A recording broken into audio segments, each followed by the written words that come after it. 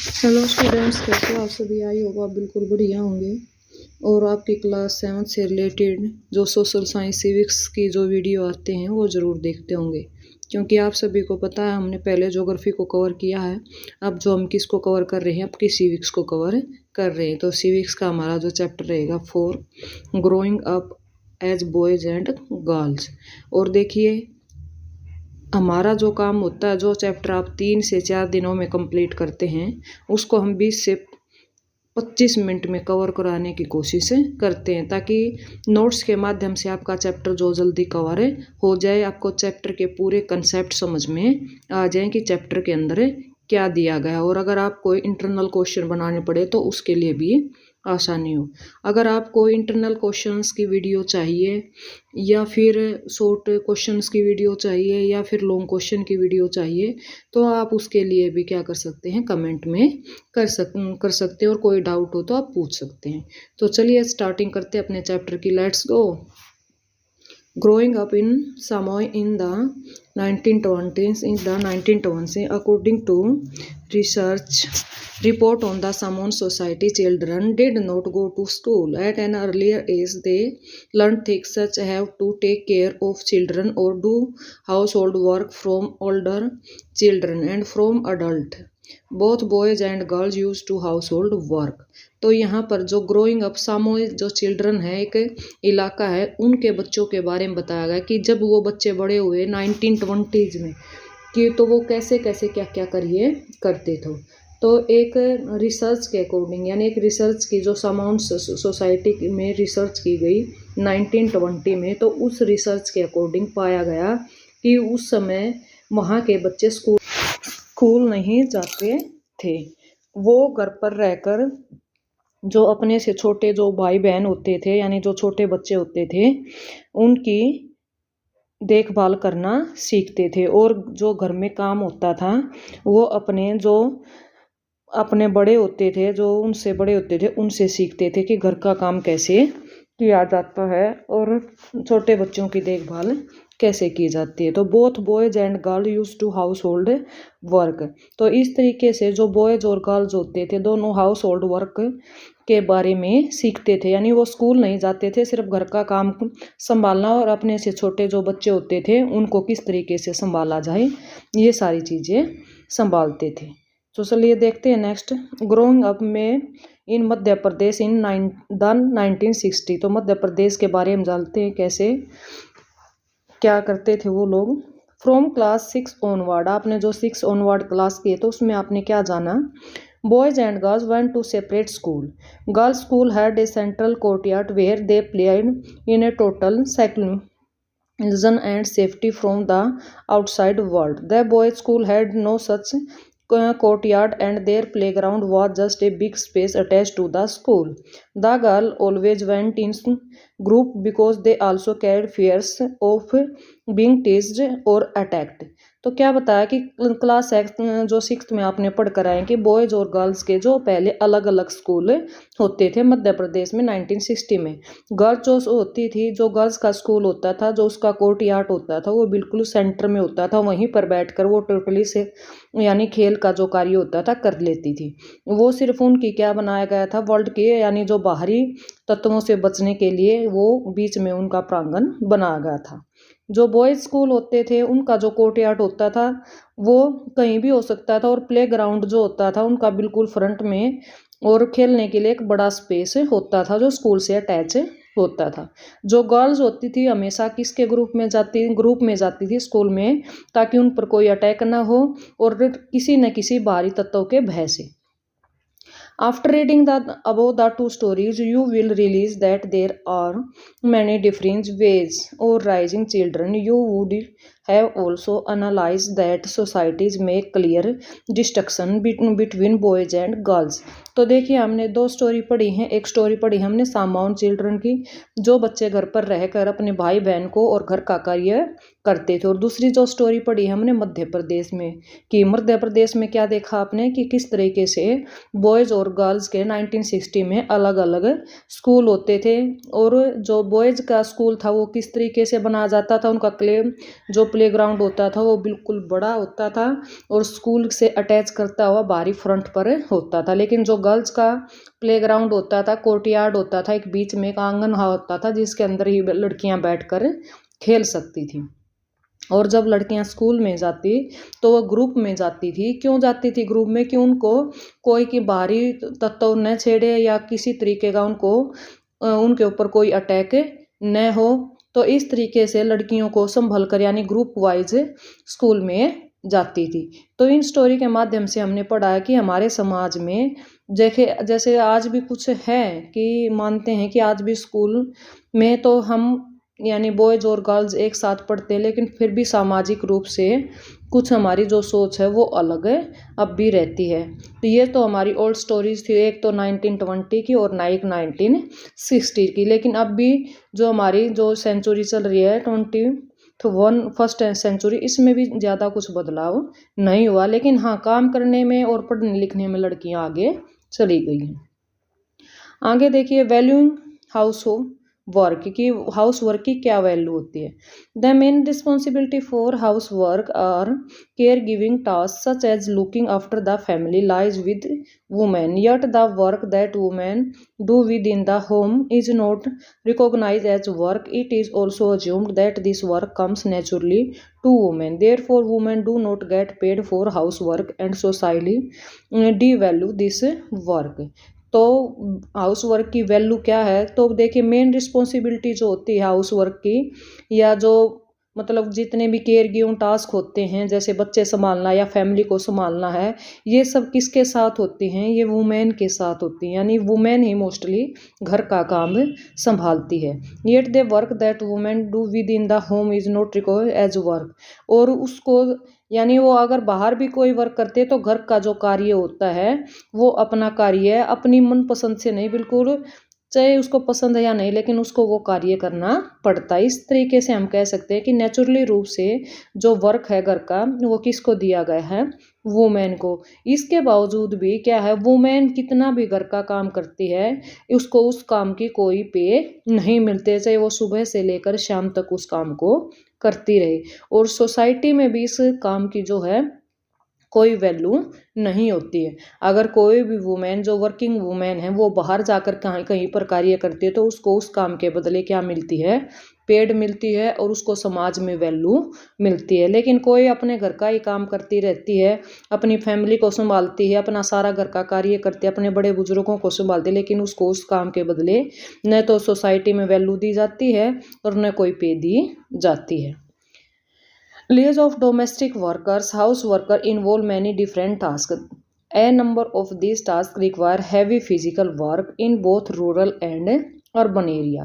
तो देखिए, हम डोमेस्टिक वर्कर्स के बारे में जानते हैं। उसके बारे में अगर domestic workers house work in many different task, house work involve होता है, लेकिन दोनों डिफरेंट टास्क के लिए ये वर्क बनाए गए हैं। A number of this task require heavy physical work. आपको पता होगा डोमेस्टिक वर्क करने के लिए हैवी फिजिकल वर्क होता है, यानी पूरा दिन बैठे बैठे नहीं काम चलेगा, वो फिजिकल वर्क है उसको करने से ही काम चलेगा। इस तरीके से बहुत जो रूरल और अर्बन एरियाज दोनों के जो टास्क होते हैं, यानी जो होम टास्क होते हैं, होम रूल जो कार्य होते हैं, वो किस तरीके से डिफरेंस हैं रूरल इलाके में और अर्बन एरियाज में, और कैसे फिजिकल वर्क में जो उनके घरेलू वर्क होते हैं उनके टास्क में किस तरीके से अंतर है। तो इन चीज़ों के बारे में अब हम क्या जानेंगे। देखिए स्टूडेंट, आपको अगर समझ में आ रहा है तो आप ज़रूर वीडियो को लाइक करें और शेयर करें ताकि आपके दोस्तों को भी क्या मिले, इसका फ़ायदा मिले। अगर आपका कोई क्वेश्चन रहता है डाउट के लिए, या कोई आपका कुछ भी जैसे क्वेश्चन आपने पूछना, कुछ आपको समझ में नहीं आ रहा, कोई भी डाउट है, तो आप कमेंट करके ज़रूर बताएं ताकि हमें पता चले कि आपको कितना चैप्टर समझ में आ रहा है और कितना समझ में नहीं आ रहा है। तो चलिए हम क्या देखते हैं कि नेक्स्ट जो देखेंगे कि रूरल और अर्बन एरियाज दोनों में क्या अंतर है, कैसे क्या क्या कार्य होते हैं। Women and girl fetch water, carry heavy head load of firewood, perform task while washing clothes, cleaning, sweeping and picking up loads. They require bending, lifting and carrying. तो देखिए क्या बताया गया, जो वुमेन हैं वो गर्ल्स हैं फेच वाटर यानी बहुत दूर से क्या लेकर आती हैं, पानी लेकर आती हैं। वो अपने सिर के ऊपर फायरवुड, फायरवुड क्या होता है, लकड़ियों के भारे भारी जो गट्ठे होते हैं वो सिर के ऊपर उठाती हैं। मोस्टली ये कार्य किसके लिए बताया गया है, वुमेन के लिए। और जो वुमेन कहाँ पर रहती हैं, जो गाँव के अंदर रहती हैं यानी रूरल इलाकों में रहते हैं। Perform task like washing cloth. और क्या क्या कार्य करती हैं इसके अलावा, देखो दूर से पानी लेकर आना, अपने सिर पर भारी भारी गट्ठे लकड़ियों के लेकर आना, और कपड़े धोना, साफ सफाई करना घर की, या picking upload that require bending. और जो भी उसके रिक्वायर के अकॉर्डिंग कोई भी जैसे उठाने का कार्य, रखने का या पहुंचाने का, वो सारा कार्य रिक्वायरमेंट के अकॉर्डिंग वो महिलाएं करती हैं, जिसमें गर्ल्स भी आ जाती हैं और मोस्टली जो रूरल वुमेन होती हैं वो भी आ जाती हैं। आगे क्या बताया गया है, the work women do is hard and physically demanding. It is very time consuming also. If you add up the housework and the work women do outside the home, you find that women spend much more time working than men and have much less time for themselves. क्या बोला गया है यहाँ पर कि work women, जो work करती हैं वुमेन, डू इज हार्ड, वो बिल्कुल हार्ड वर्क होता है और फिजिकली डिमांडिंग होती है। इसमें बहुत सारा जो टाइम होता है वो कंज्यूम भी होता है। इफ़ यू, अगर आप ऐड करना चाहें हाउस वर्क को and the work women do outside हो, कि जो औरतें घर के अंदर भी कार्य करती हैं और जो घर से बाहर आ यानी आउटसाइड द होम, घर से बाहर जाकर भी कार्य करते हैं, यानी मोस्टली जो वर्किंग वुमेन हैं, you find the women spend most more time. क्या बताया गया कि ऐसे महिलाओं का मोस्टली जो काम किस में, यानी जो टाइम है वो काम करते करते ही स्पेंड हो जाता है, बल्कि मैन का जो कार्य है वो इतना नहीं होता, क्योंकि जो मैन होते हैं वो सिर्फ जो बाहर जाकर ही कार्य करते हैं, उनके ऊपर घर के काम की कोई जिम्मेवारी नहीं होती है। लेकिन जो वुमेन घर पर भी कार्य करती हैं और जो बाहर भी कार्य करती हैं, तो उनके ऊपर क्या हो जाता है, डबल लोड हो जाता है। घर के कार्य करने के साथ साथ यानी जो घर में काम होता है वो बाहर के कार्य भी करती हैं। उनके अकॉर्डिंग बाहर का कार्य भी महत्वपूर्ण होता है और घर का कार्य भी होता है, और इस तरीके से उनका जो टाइम होता है पूरे दिन का वो मोस्टली इस तरीके से क्या हो जाता है, स्पेंड हो जाता है, यानी ज़्यादा से ज़्यादा टाइम। लेकिन अगर हम मैन की बात करते हैं तो मैन का जो टाइम है वो इतना नहीं होता है, क्योंकि मैन मोस्टली जो होता है वो बाहरी कार्य ही कर कर आता है। घर के कार्य बहुत रेयर होता है कि कोई ना कोई बंदा घर के कार्य करे। तो इस तरीके से मैन और वुमेन के कार्य में भी अंतर बताया गया है, और किस तरीके से कि घर पे काम करने की क्या वैल्यू है और बाहर जो जाकर काम करने की क्या वैल्यू, और किस तरीके से वुमेन के ऊपर क्या आता है, डबल जो बर्डन आ जाता है। आगे देखिए, अब क्या देखते हैं हम कि कैसे कार्य करती है वुमेन, क्या इक्वलिटी है काम की। वुमेन वर्क एंड इक्वलिटी, अब देखेंगे वुमेन वर्क और इक्वलिटी के बारे में हम जानेंगे। Equality as an important principle of the Indian Constitution, which says that there should not be any discrimination based on gender, but in reality inequality between the sexes exists. Therefore, it has to be dealt with not just at the individual level or the family, but also by the government. Some of the action taken by the government are as below. तो यहाँ पर क्या बताया गया है कि किस तरीके से हमारे समाज में वर्क होता है, वुमेन का वर्क और इक्वालिटी के बारे में बताया गया कि इक्वालिटी एक इम्पोर्टेंट प्रिंसिपल है हमारी इंडियन कॉन्स्टिट्यूशन में, कि इक्वालिटी का मतलब होता है समान रूप से सबको बराबर अधिकार मिलना, यानी एक ये राइट है हमारा। Which says that there should not be any discrime, जिसके अकॉर्डिंग क्या होता है किसी के साथ जेंडर के हिसाब से कोई भेदभाव नहीं किया जाता। परंतु रियलिटी क्या है कि आज भी हमारे समाज में जो इनइक्वालिटी है बिटवीन किस किस के बीच में, मेल और फीमेल, यानी जो सेक्स एग्जिस्ट करते हैं, यानी मेल और फीमेल दोनों के बीच में आज भी क्या है, अनइक्वालिटी है।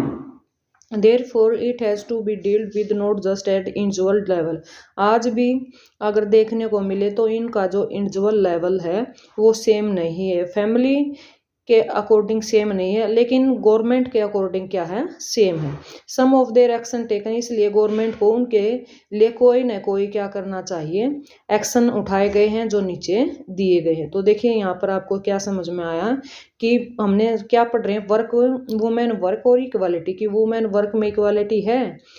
क्या आगे क्या बताया कि इक्वलिटी हमारे इम्पोर्टेंट प्रिंसिपल है किसका, इंडियन कॉन्स्टिट्यूशन का, जिसके अनुसार किसी भी जेंडर के अंदर, यानी चाहे मैन है या वुमेन है, मेल है फीमेल है, उनके साथ कोई किसी तरीके का भेदभाव नहीं किया जाएगा, सभी के साथ समान जो बर्ताव किया जाएगा। लेकिन ये सिर्फ क्या है, कहने की बात है, क्योंकि अगर फैमिली के इंडिविजुअल लेवल से हम देखते हैं तो आज भी हमारे साथ में समाज में मैन और वुमेन के अंदर अंतर किया जाता है। यानी अगर वुमेन बाहर कार्य करने गई तो उसकी मजबूरी है कि वो घर पर भी काम करेगी, अगर मैन गया तो उसकी कोई मजबूरी नहीं है कि वो घर पर काम करे। तो ये हमारे समाज में अंतर देखने को मिला। लेकिन कुछ एक्शन लिए गए हैं गवर्नमेंट के अकॉर्डिंग, जो एक्शन नीचे दिए गए हैं, तो चलिए देखते हैं वो एक्शन हमारे समाज में क्या क्या है, क्या इसका कोई ना कोई यानी असर होगा समाज के ऊपर।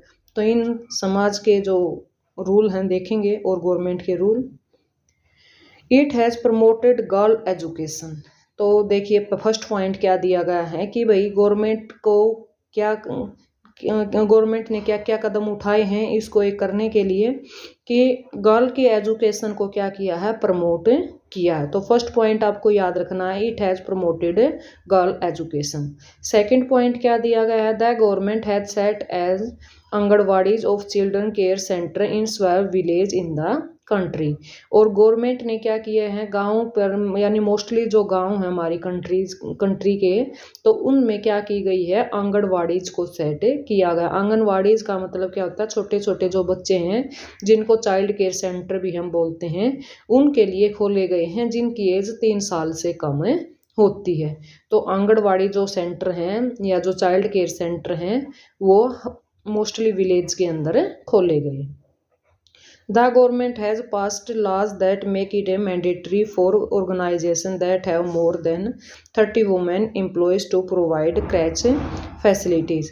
तो थर्ड जो पॉइंट देखे, फर्स्ट पॉइंट आपको पता चला, फिर सेकंड थर्ड पॉइंट क्या दिया गया है कि गवर्नमेंट क्या करती है, एक लॉ पास किया गवर्नमेंट ने जिसके अकॉर्डिंग क्या किया गया है कि हैव मोर देन कि 30 वुमेन एम्प्लॉय, यानी जो क्रैच फैसिलिटी जो प्रोवाइड की गई हैं तो उसमें मोस्ट यानी मोर देन 30 वुमेन कि 30 वुमेन से ज़्यादा क्या होनी चाहिए, औरतें एम्प्लॉय के रूप में कार्य करें। किसमें, क्रैच फैसिलिटीज़ में।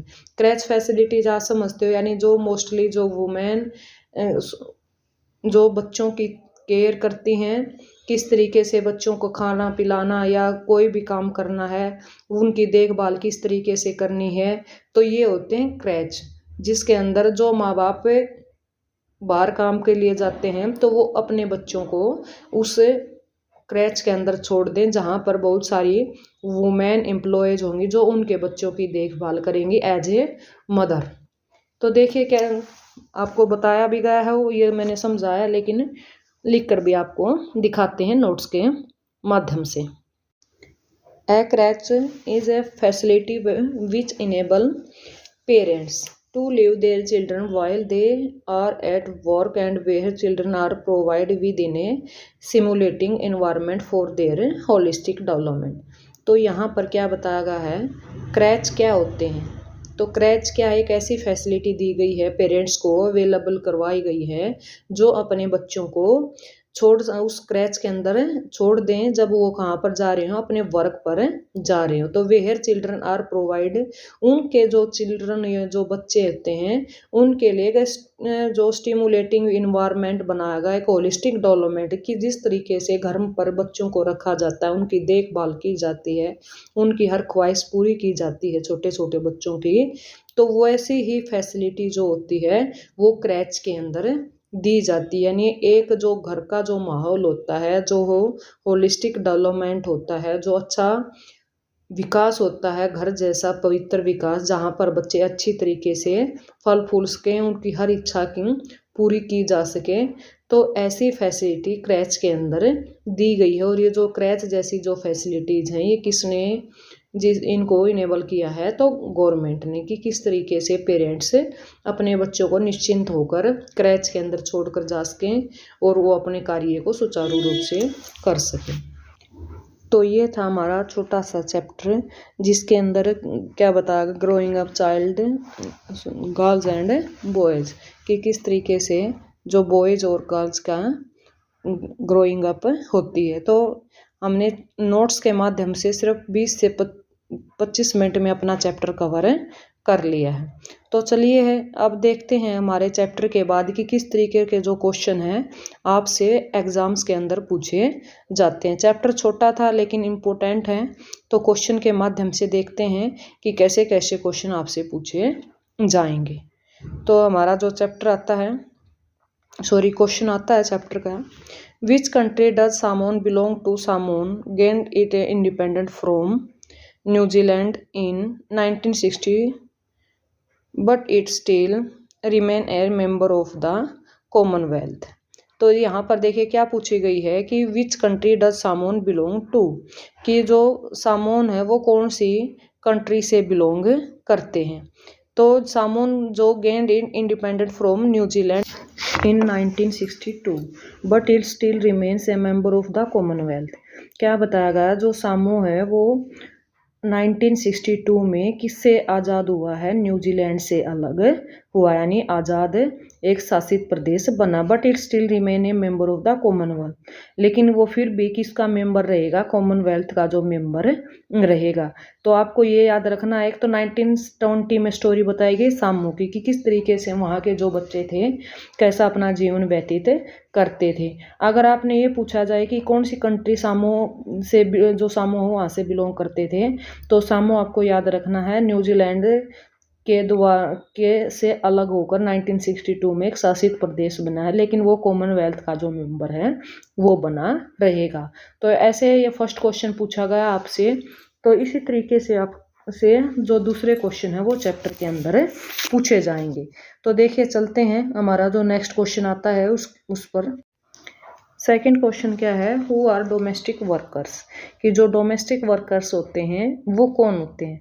Domestic workers are those workers who perform work in or for a private household or a house hold, कि जो डोमेस्टिक वर्कर्स हैं वो वर्कर होते हैं जो कहाँ पर, जो प्राइवेट यानी हाउस होल्ड वर्क करते हैं, यानी अपनी जो कार्य होता है किसी के यहाँ पर जाकर कार्य करते हैं, उनको हम क्या बोलते हैं? Domestic worker. यानी किसी के घर पर जाकर कार्य करते हैं उनको हम क्या बोलते हैं? Domestic worker. देखिए आप यहाँ तक भी याद कर सकते हैं, domestic worker are those worker who perform work in, कि वो जो डोमेस्टिक वर्कर वो होते हैं जो घर पर जाकर किसी के अपना कार्य करते हैं, या फिर और for a private house hold या हाउस होल्ड वर्कर, जिसको हम प्राइवेट हाउस होल्ड या हाउस होल्ड वर्कर्स बोलते हैं।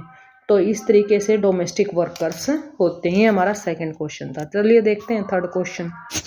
थर्ड क्वेश्चन क्या है हमारा, why is important for women do have equal rights, कि वुमेन के लिए इक्वल राइट्स क्यों महत्वपूर्ण है। तो क्वेश्चन दिया गया है, तो आंसर देखिए। फर्स्ट क्या दिया गया, स्टिमुलेट्स इकोनॉमिक ग्रोथ, कि इकोनॉमिक ग्रोथ को बढ़ावा देने के लिए क्या है, वुमेन को इक्वल राइट्स देने चाहिए। सेकंड क्या है, प्रिवेंट्स वायलेंस अगेंस्ट वुमेन, कि वुमेन के साथ जो हिंसा होती है उसको रोकने के लिए भी वुमेन को क्या देने चाहिए? अधिकार देने चाहिए। यानी वुमेन के साथ जो हिंसा होती है उसके अगेंस्ट क्या है, वो को अधिकार देने चाहिए। थर्ड क्या दिया गया है, इनहेंस ग्रोथ एंड डाइवर्सिटी, जो वुमेन के साथ भेदभाव होता है तो इसके लिए विकास और जो विविधताएं हैं उसको बढ़ाए, यानी विकास के लिए वुमेन के लिए विकास के तो ज़्यादा से ज़्यादा जो रास्ते खोलने चाहिए। आगे क्या दिया, अवॉइड डिस्क्रिमिनेशन, की मैन और वुमेन यानी जो अंतर है और वुमेन के साथ जो भेदभाव किया जाता है तो उसको रोकना चाहिए, उसको अवॉइड करना चाहिए। तो ये थे स्टूडेंट हमारे जो चैप्टर 4 है उसके 3 क्वेश्चन मैंने करवाए हैं। अगर आपको और ज़्यादा क्वेश्चनों के बारे में जानकारी चाहिए तो आप कमेंट करके बता सकते हैं। आई होप आपको क्वेश्चन भी अच्छे लगे होंगे और आपको चैप्टर का कंसेप्ट भी अच्छा लगा होगा और पढ़ाने का तरीका भी। अगर फिर भी आपको डाउट रहता है तो आप क्या कर सकते हैं, कमेंट कर सकते हैं। तो चलिए, जाते जाते वीडियो को लाइक करें, चैनल को सब्सक्राइब करें ताकि आपकी नेक्स्ट वीडियो हमारे चैनल की जो हो नेक्स्ट वीडियो आपको मिल जाए, आपकी नोटिफिकेशन आपके चैनल पर पहुंच जाए, आप तक पहुंच जाए। तो तब तक के लिए आप सभी को बहुत बहुत धन्यवाद। मिलते हैं नेक्स्ट वीडियो के साथ ऐसी ही नॉलेजेबल और इन्फॉर्मेशनल वीडियो के साथ।